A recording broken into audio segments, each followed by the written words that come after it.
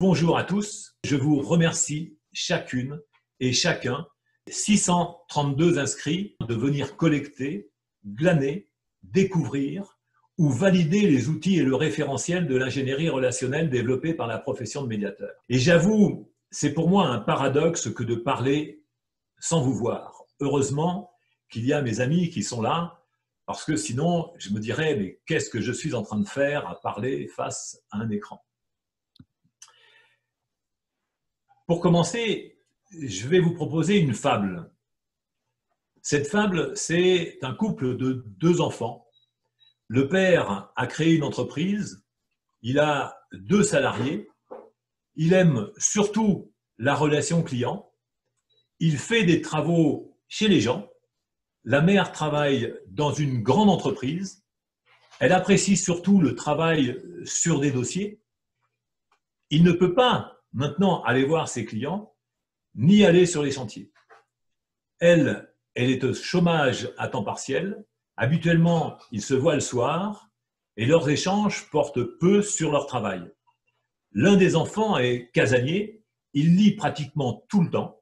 Le second est branché sur son smartphone à longueur de temps. Il rigole avec ses potes et soudain, c'est le confinement à la maison. Avant de poursuivre, je souhaite vous dire que nous avons en réalité 1 heure, et peut-être un peu plus pour les gourmands et les curieux. En tant que professionnels de la médiation, nous avons le devoir sociétal de diffuser des outils qui facilitent la résolution des différends et qui participent de ce fait à la qualité relationnelle dans la société, dans les familles, dans les entreprises. Force est de constater que la morale, le droit et les modèles normalisateurs sont en échec. Il ne reste sur la place, et on le remarque partout dans l'actualité, il ne reste sur la place pour proposer d'intervenir et agir dans le cadre de la médiation des relations humaines, dans la sphère spécifique de cette médiation où il est important que les gens puissent cultiver la qualité de la relation. Il ne reste que la profession de médiateur développée par le PMN, consolidée par la CPMN et épanouie par le réseau via médiation. Je vous propose déjà d'interagir. Merci d'indiquer les lieux où vous êtes. Afrique, Amérique, Europe. Merci aussi d'indiquer les villes où vous êtes. Je vois Bruxelles, Bordeaux, Albi, Bègles, Bordeaux, Nantes, Lyon, Limoges, Strasbourg, Bordeaux-Cavaillon. Tunisie, Albanie, Waterloo. C'est énorme.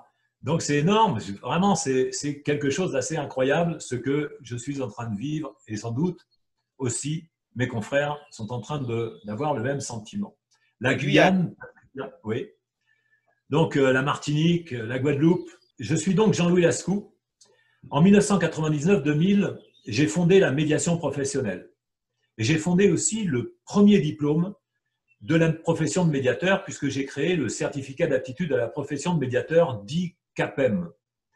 C'était le CAP pour aller vers la médiation et c'est devenu le certificat d'aptitude à la profession de médiateur. J'ai publié le premier ouvrage de formation des médiateurs professionnels en 2001 et j'ai défini ainsi des techniques et des champs d'intervention des médiateurs. J'ai complètement élargi en fait la compétence des médiateurs professionnels à tout ce qui est de la relation. J'ai donc aussi nommé les dispositifs, des techniques, des méthodes. J'ai créé l'ingénierie relationnelle. Il y a un bouquin maintenant qui est sorti avec Henri et Fabien qui traite de cet aspect-là et qui mérite toujours d'être plus développé. J'ai accompagné aussi la définition de l'éthique et de la déontologie de cette nouvelle profession. J'ai promu la qualité relationnelle comme toile de fond de l'intervention des médiateurs professionnels et écarté quelque chose qui est fondamental. Alors je vous propose de bien noter ça parce que c'est très engageant. J'ai proposé d'écarter l'idée, le concept de gestion des conflits. Je fais la chasse à ce vocabulaire qui consiste à dire qu'on va gérer, et je vais y revenir. J'ai aussi positionné la médiation professionnelle en versus des habitudes et des traditions de la morale, du droit et de la psychosociologie. Nous ne faisons ni morale, ni droit, ni psycho. Nous ne sommes pas des psychologues, nous sommes des médiateurs professionnels. Parfois, nous avons des doubles professions, mais ce qui prédomine, à un moment donné, c'est la profession, la technicité, les méthodologies, les dispositifs de la médiation professionnelle. J'ai créé aussi un centre de formation qui s'appelle l'EPMM et le CRESIR, qui est un centre de recherche pour pouvoir développer l'ingénierie relationnelle et quelque chose qui est essentiel par rapport à la médiation, l'entente sociale. Les thématiques qui nous réunissent aujourd'hui sont contenues dans ce travail. Vous voyez toute cette iconographie qui présente la profession de médiateur. Vous avez d'un côté les organisations, des réseaux, des dispositifs et de nombreux médias. Nous sommes des communicants, vous avez peut-être vu que parfois, même si on est un peu frustré, on est apparu sur TF1, on participe à des émissions de radio par rapport au confinement. Et tous ces outils-là sont à votre disposition et vous pourrez évidemment les utiliser. Nous sommes dans une situation où nous sommes tenus par une restriction, et c'est important de le dire, une restriction de nos libertés. Certains s'en inquiètent. Nous sommes chez nous, mais pas tous. Nous en profitons, mais pas tous. Nous y voyons des intérêts, mais pas tous. Nous sommes paisibles, mais pas tous. Pour répondre, selon nos compétences aux difficultés relationnelles, je vous propose de découvrir les fondamentaux de la qualité relationnelle. Tous ces fondamentaux sont applicables dans la vie personnelle, dans la famille, le voisinage, la vie d'entreprise. Vous allez pouvoir noter que les modèles classiques enseignés dans les grandes écoles de management et de gestion, les modèles dits gagnant-gagnant, où en fait le perdant est en réalité un tiers absent, ne sont pas de mise dans nos pratiques. Sur les chemins de l'usage de la méthode, je vous invite précisément à l'acquisition d'une méthode pour bien conduire votre pensée, en corriger les écarts créateurs de désordre en soi et générateurs de conflits avec les autres. Et cette méthode est la base pour aider les autres à mieux conduire leurs pensées. Souvenez-vous du titre du livre de Descartes qui consistait à créer une méthode pour bien conduire sa pensée.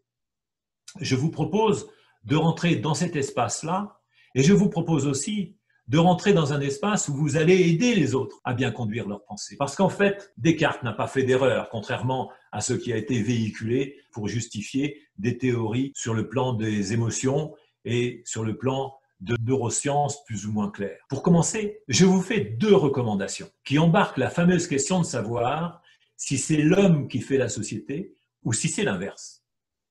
La première recommandation concerne la manière dont on se positionne vis-à-vis de soi-même.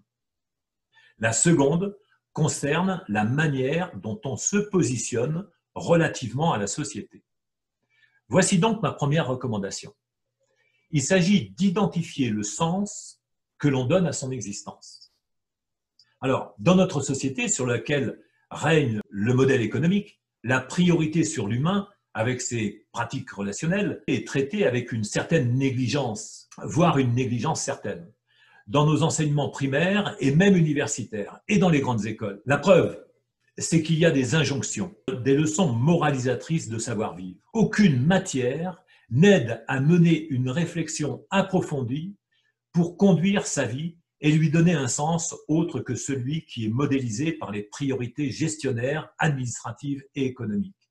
On le voit, il y a peut-être de l'actualité dans mon propos. Il n'est pas difficile de constater que les modèles de gouvernance, d'arbitrage et de management reposent sur des représentations ouvrant sur la rentabilité et le principe d'une servitude dite volontaire.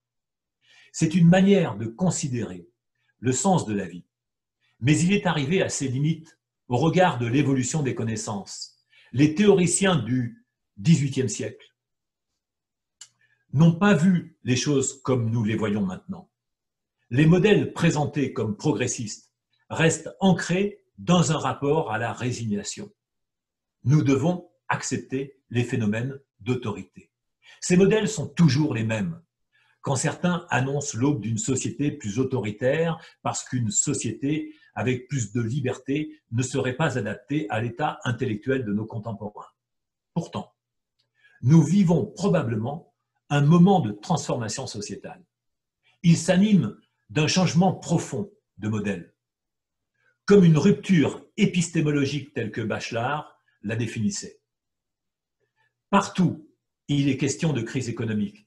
On nous annonce des catastrophes financières, comme si l'argent devait être l'instrument de la décision politique, comme si l'argent devait être le référentiel du droit à la vie, du droit au bien-être, du droit au partage, du droit à l'entente. La démesure financière en a fait le pilier du modèle social. Or, n'est-ce pas le fait de créer, de promouvoir, de développer nos relations qui est important ? N'est-ce pas le savoir faire face aux aléas relationnels qui conditionnent l'essentiel de notre vie? La réponse est claire pour chacun. C'est assurément la qualité relationnelle qui importe dans notre existence. Toute personne qui arrive au crépuscule de son existence, quand il fait le point, il ne compte pas son compte en banque. Il compte la qualité des relations qu'il a eues avec les personnes. Et de cela, il n'y a pas en réalité de décompte possible. Pourtant, un coup de frein violent sur la vie économique a été décidé par ceux-là même qui en sont les promoteurs.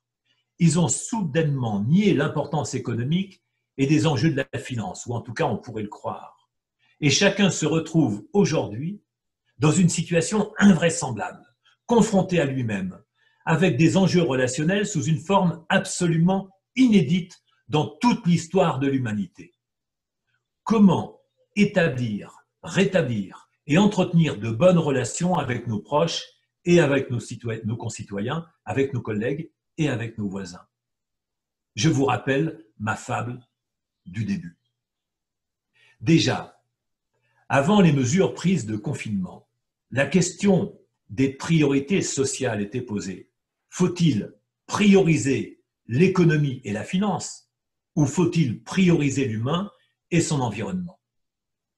Est-ce le chacun pour soi des self-made man qui doit prédominer ou la solidarité?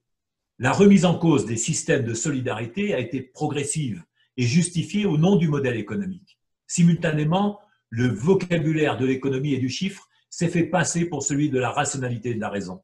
Mais la raison n'a jamais été une question de chiffres.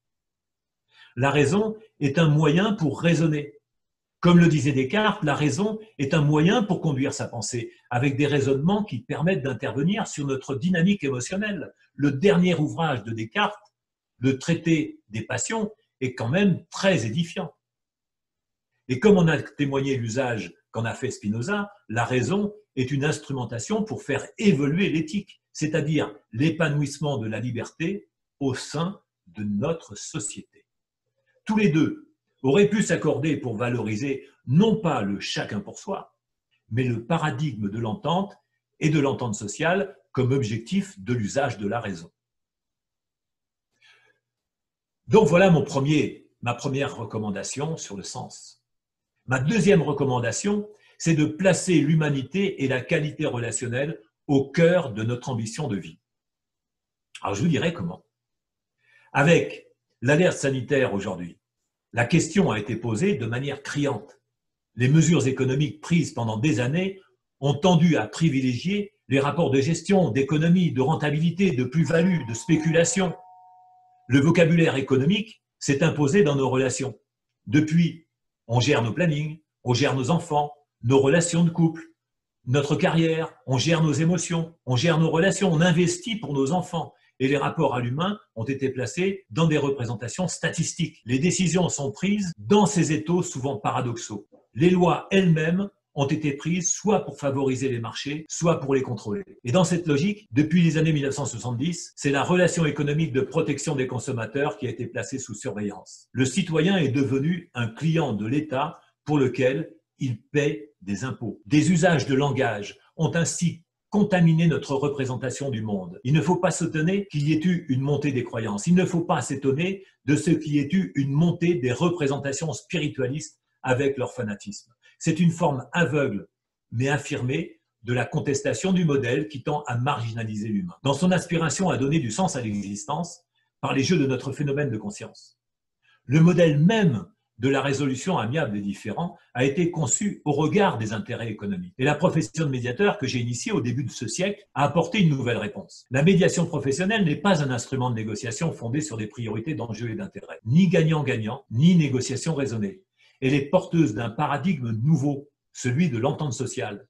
C'est ainsi que désormais, deux paradigmes sociétaux se côtoient. Celui du contrat social, qui est fait de ce modèle de textes de loi et de rapports économiques et normalisateurs, et celui de l'entente sociale, qui préconise l'instruction dans le champ de la qualité des relations interpersonnelles et sociales et la diffusion des savoirs et savoir-faire en termes d'ingénierie relationnelle. À la question de départ sur les priorités, la réponse n'est pas de faire un mix des deux. Ce n'est pas une moyenne. La réponse est dans le sens que l'on donne à notre existence, ce qui fait la valeur réelle dans la vie. Cette question du sens est dans les deux paradigmes, le premier ayant été figé dans l'histoire, avec les réflexions des Lumières, le second en est une extension, une ouverture sur une pratique sociale où la démarche participative est priorisée dans toutes les décisions de la vie sociétale. Ce qui fait sens réside ainsi dans la manière de conduire les relations. C'est complémentaire, la relation à soi et la relation aux autres et à nos environnements. C'est ainsi que ma deuxième suggestion est double, que nous soyons tous attentifs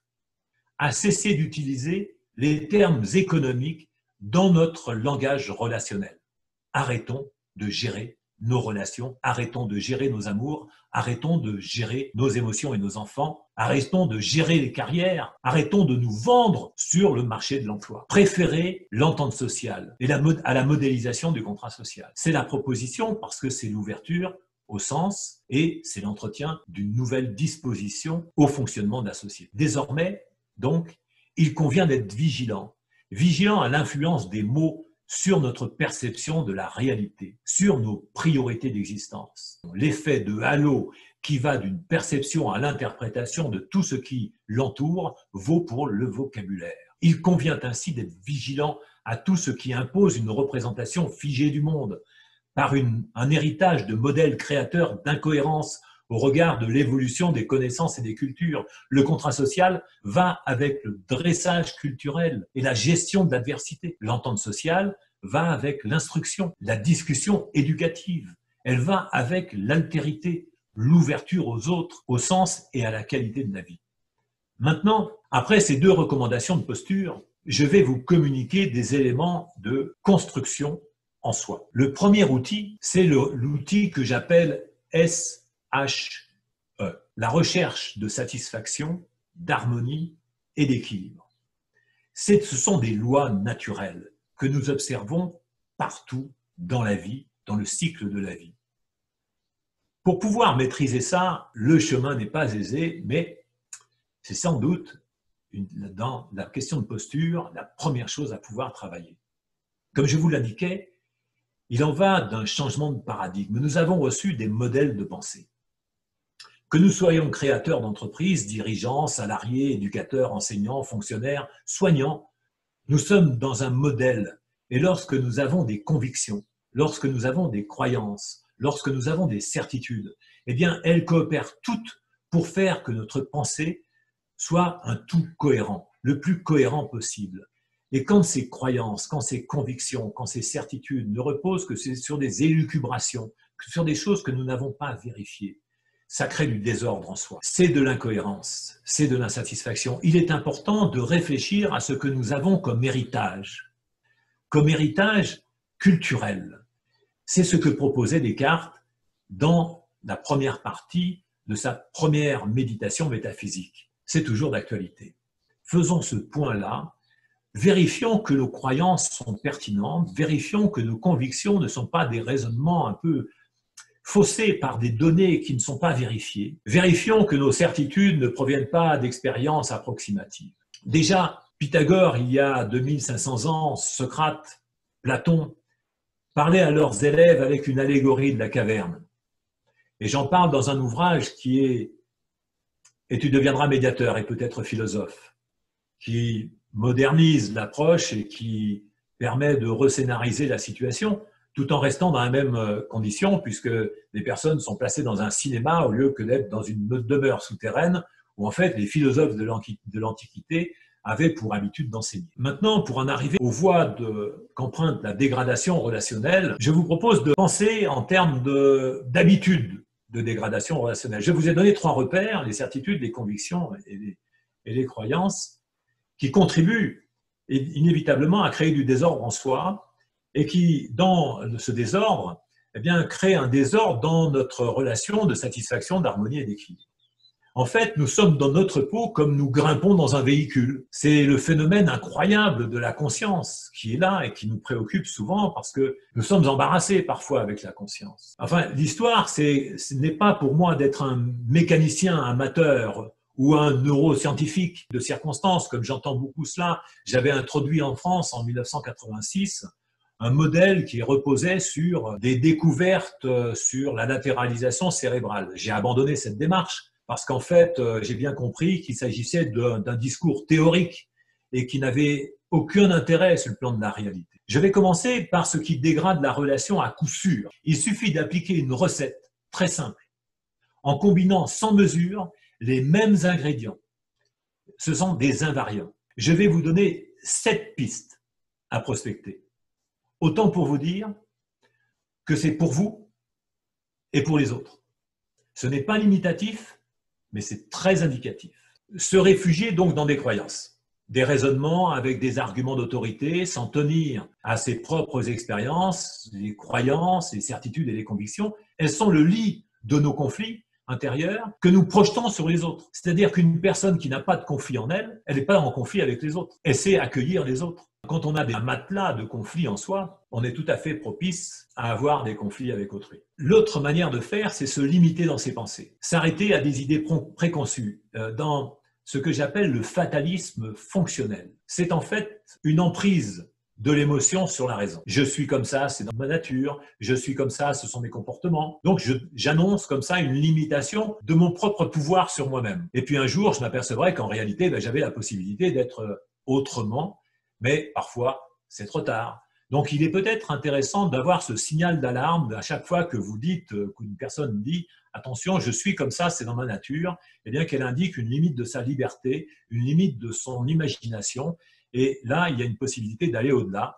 La personne trouvera des réponses. Vous pourrez l'accompagner pour trouver les réponses. En tout cas, c'est ce que les médiateurs professionnels font dans leurs interventions. Laissez les émotions prendre le pas sur la raison. Notez bien ça, cultivez l'erreur de Pascal. Le cœur a ses raisons que la raison ignore. C'est une diaphore très trompeuse. Le cœur a ses raisons, c'est le cœur a ses motivations. Le mot n'a pas le même sens que le mot de rationalité, que la raison ignore. C'est-à-dire qu'en fait, c'était pas la raison, la rationalité, parce que la rationalité, c'est pas la conscience. Tandis que si on réécrivait cette citation de Pascal, c'est le cœur a ses motivations que la conscience ignore. La discussion entre Pascal et Descartes tombe à l'eau, puisqu'en fait, Pascal n'avait pas de discussion sur la rationalité, il n'avait qu'une discussion qui était centrée sur l'émotionnalité. Troisième élément, c'est avoir de vraies et de fausses questions.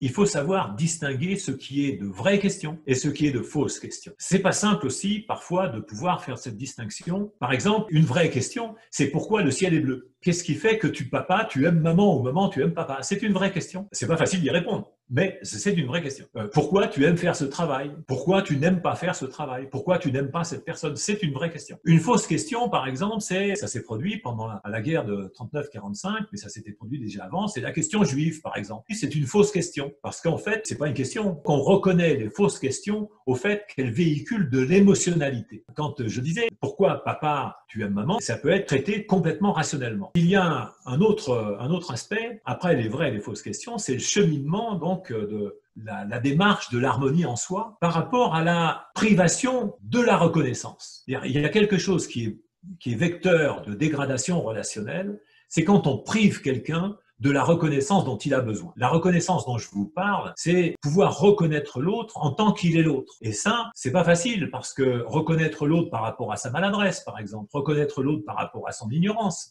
reconnaître l'autre par rapport à ses confusions identitaires, il se prend pour un autre, c'est pas facile. C'est pas facile de reconnaître l'autre aussi par rapport à ses légitimités de point de vue, ses légitimités idéologiques, sa construction, ses croyances, sa légitimité d'intention par rapport à lui-même. Généralement, on dit, voilà, cette personne est égoïste. On ne la reconnaît pas. On l'insulte, on la traite. Ou alors on dit, elle est animée de mauvaises intentions, elle est jugée, mais elle n'est pas reconnue. Or, la reconnaissance, elle passe par la reconnaissance de la légitimité de point de vue, la reconnaissance de la bonne intention et la reconnaissance aussi de la légitimité d'action. C'est-à-dire, quand vous faites quelque chose, vous le faites par rapport à ce que vous savez faire. Les gens font les choses par rapport à ce qu'ils ont appris, par rapport à leurs expériences. C'est pas facile de reconnaître quelqu'un sans lui reprocher sa maladresse, sans le critiquer, sans avoir des propos qui le catégorisent, qui l'excluent, voire. On exclut quelqu'un en le privant de reconnaissance. Aussi, donc, ce que j'abordais là un instant, c'est l'interprétation négative des comportements des personnes, porter des jugements sur les personnes. Donc c'est très confusionnel, donc ne pas attribuer des pensées négatives aux autres, c'est encore un autre aspect, ou ne pas chercher à contraindre, c'est-à-dire à imposer, c'est voir, en réalité, c'est essayer de voir les choses autrement, et c'est pas facile de ne pas chercher à imposer, à soumettre. Donc la dernière, j'allais dire la troisième, parce qu'en réalité ça fait partie d'une catégorisation en trois, mais ici j'ai fait un autre énoncé, je vous proposais d'identifier la surenchère. La surenchère qui a des variantes, ce n'est pas seulement la surenchère de faire toujours plus que ce que l'on fait déjà, parce que ça, c'est une seule représentation de la surenchère, mais j'en ai identifié deux autres. C'est faire moins que ce que l'on fait peu. C'est une voie de conséquence de faire plus que ce que l'on fait déjà, parce qu'on est très occupé à faire ce que l'on fait déjà habituellement. Et puis, il y a quelque chose qui est présenté comme une technique, mais c'est complètement inadapté comme technique, c'est le phénomène de toujours répéter la même chose. C'est une surenchère, je répète parce que je ne suis pas entendu, donc je répète toujours la même chose. Voilà un ensemble de pratiques qui garantit le fait de savoir dégrader la relation. Alors, on pourrait très bien imaginer ou penser que ça peut faire l'objet de formation.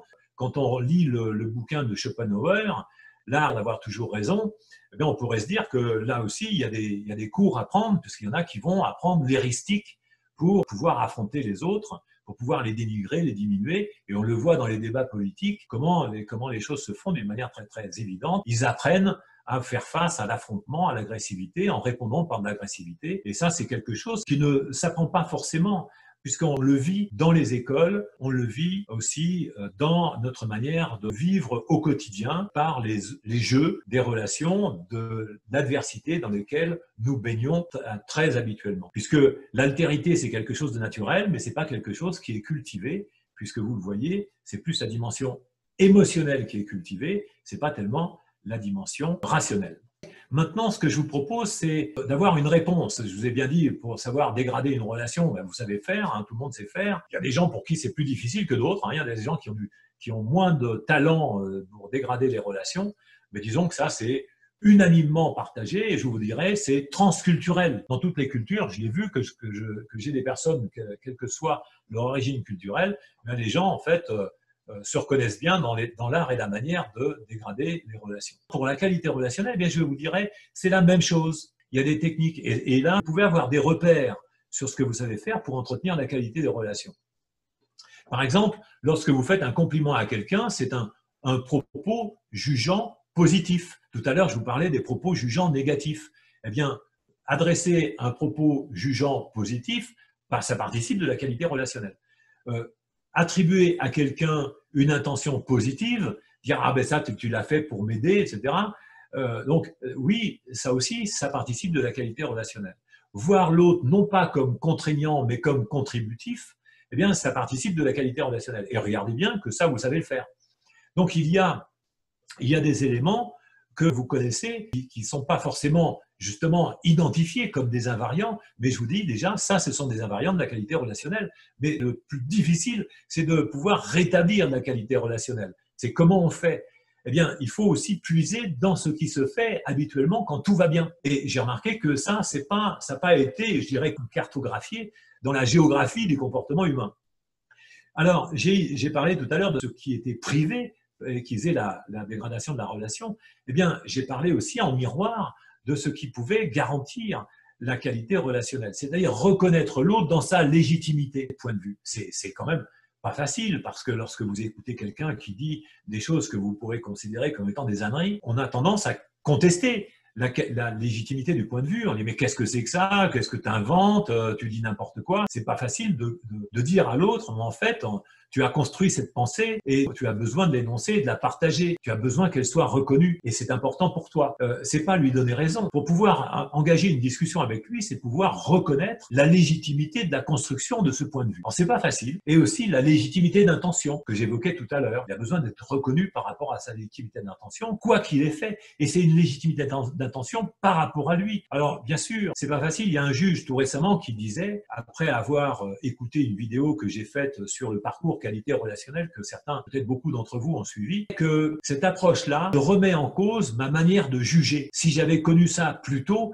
jamais je n'aurais mis autant d'années de prison que j'ai mis. C'est énorme de pouvoir réfléchir à ce qui construit la responsabilité d'une personne. Est-ce que la personne fait exprès de se comporter comme elle se comporte? Quelle est la dimension de son intentionnalité? Elle fait les choses par rapport à elle-même, mais sait-elle le faire autrement? C'est vraiment un ensemble de questions qu'il est important de se poser lorsqu'on fait de la médiation, puisqu'on n'est pas là en train de défendre des gens ou d'assurer la défense des plus maladroits ou des plus pauvres en force. On n'est pas là en train de pouvoir aussi accuser celui qui serait mis en cause. Ces outils-là, ce sont des outils de distanciation. Il est important de bien les maîtriser pour les médiateurs, mais remarquez bien que pour toute personne, c'est important d'avoir au moins une éducation, une instruction, qu'il existe ces outils pour pouvoir prendre de la distance et mieux comprendre les autres dans leur fonctionnement. Le troisième aspect de la reconnaissance que j'évoquais tout à l'heure, c'est celui de la légitimité d'action. Quelqu'un a fait quelque chose, il n'a pas fait non seulement exprès, mais il l'a fait par rapport à ses compétences. C'est pas seulement une affaire d'intention, c'est une affaire de compétence. Quel est son référentiel de compétence? Quelqu'un a cassé quelque chose. L'enfant, quand il casse un jouet, eh bien, on sait bien que c'est pas quelque chose qu'il a fait exprès, mais aussi peut-être que tout simplement, il a voulu tester parce qu'il y a eu besoin de voir comment se comportait l'objet lorsqu'il heurtait un autre objet. Donc, c'est aussi un test de l'existence. On lui dit, mais voilà, tu sais bien que, mais en fait, non, il n'a pas l'expérience et il est en quête d'expérience. Toute la vie, nous sommes en quête d'expérience et surtout dans les relations humaines, nous avons beaucoup à apprendre, nous avons beaucoup à découvrir souvent et c'est ce que nous faisons, c'est ce que nous prospectons et depuis plus de 30 ans que je suis sur ce sillon, eh bien, tout le temps, j'avance et avec mes collègues, amis et confrères, eh bien, c'est ce que je fais. On n'arrête pas de découvrir des nouvelles approches, des petites choses à chaque fois, mais qui nous permettent de grandir et d'être encore plus précis dans les résultats qu'on obtient dans nos interventions de médiateurs. Et je vous dirais bien, il y a une formule, parce qu'en fait, il y a une formule. La reconnaissance, c'est R au cube, c'est exponentiel. Je vais partager avec vous cette formule qui n'est pas facile à se représenter, sinon comme ça, c'est une formule d'altérité qui dit que l'exponentialité de la reconnaissance vient de 3 légitimités qui sont également reconnues et IMC, c'est bien sûr, vous voyez qu'il y a un peu d'humour quand même là-dedans, puisque ça permet de dégraisser les conflits, ça permet d'être mieux dans les relations, d'être plus léger dans les relations. C'est la reconnaissance de l'ignorance, de la maladresse et de la confusion identitaire. Alors, je pourrais largement développé sur la confusion identitaire. Et je vous en donnerai une seule idée qui me paraît être importante aujourd'hui, c'est que quand on se prend pour les autres, on prend des décisions au nom de tout le monde. Parfois, il y a des personnes qui se prennent pour une entreprise et qui imposent leurs décisions. Et là, ça devient très confusionnel. Parfois, il y a des gens qui se prennent pour un pays et ils prennent des décisions sans concertation avec la société civile. Et le résultat, c'est de la création de situations de blocage, de situations de conflit, avec des difficultés dans la vie de pays. La confusion identitaire est un élément très important quand quelqu'un, par exemple, pour en revenir à quelque chose de plus simple, se prend pour la famille et décide pour les autres avec l'unanimité de lui-même pour les autres. Vous pouvez revenir en arrière, reprendre des éléments de la dégradation relationnelle qui peut s'opérer dans la fable que je vous avais annoncée au départ. Vous pouvez l'appliquer à ce père qui va être en difficulté avec ses enfants, à cette mère qui va être en difficulté avec ses enfants, et même aux enfants eux-mêmes, parce que les enfants sont tout à fait réceptifs à découvrir ce que c'est que la reconnaissance de l'autre et à utiliser un certain vocabulaire plutôt qu'un autre. Et je voudrais vous proposer un petit exercice sur la qualité des relations humaines, très simple. C'est un exercice sur la dégradation de la relation et la qualité relationnelle. Regardez, je l'appelle la palette des 5 langages. Alors, j'ai créé cette palette et je vous la décris rapidement. Ici, je commence par l'antipathie. L'antipathie, vous savez ce que c'est par exemple, casse-toi pauvre con, vous en avez entendu parler, peut-être, c'était notre ancien président de la République, Nicolas Sarkozy, qui nous a légué cette citation mémorable lors de la visite un jour au Salon de l'Agriculture. Il y avait un visiteur qui avait refusé de lui serrer la main. Donc, vous pouvez mettre cette phrase ici et puis envisager de la réécrire autrement, par exemple sur un reproche. Alors, je vous donne un exemple, ça peut être, vous savez que vous parlez au président de la République, vous êtes conscient que vous pourriez très bien être amendé pour cette chose-là.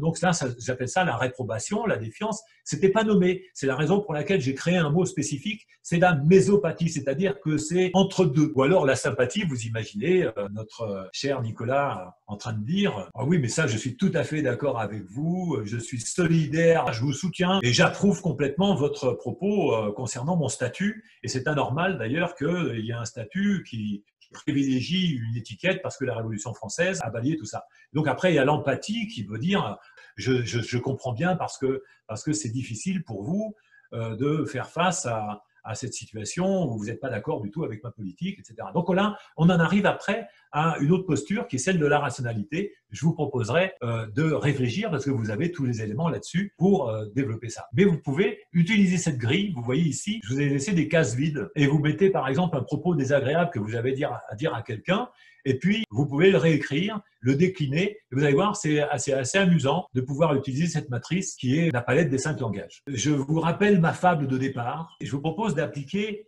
autant la dégradation relationnelle, ce qui peut se passer dans cette famille, comment ça peut se passer et comment il pourrait faire autrement. C'est une fable malheureusement bien réelle aujourd'hui et que tous ceux qui peuvent intervenir interviennent pour pouvoir aider nos concitoyens à se sortir de cette situation, de cette situation difficile à vivre. Vous disposez aussi d'un parcours pédagogique ouvert. Il y en a certains qui ont fait vraiment des scores incroyables. Le plus gros score qui a été fait, c'est 95% de bons résultats. Vous pouvez le faire, le refaire, revenir et apprendre et donc toujours pouvoir développer votre qualité relationnelle. Je vous remercie beaucoup d'avoir suivi mon propos. Je vous propose de lire mon ouvrage Pratique de la médiation professionnelle et tu deviendras médiateur et je vous suggère aussi de lire l'ouvrage de Fabien Héon, J'ai décidé de faire confiance. C'est un roman qui met en scène les différentes techniques qui sont plus développées en matière technique sur pratique de la médiation professionnelle et les ouvrages de l'encyclopédie par exemple que j'ai écrite et qui est sorti cet été. Merci de m'avoir suivi.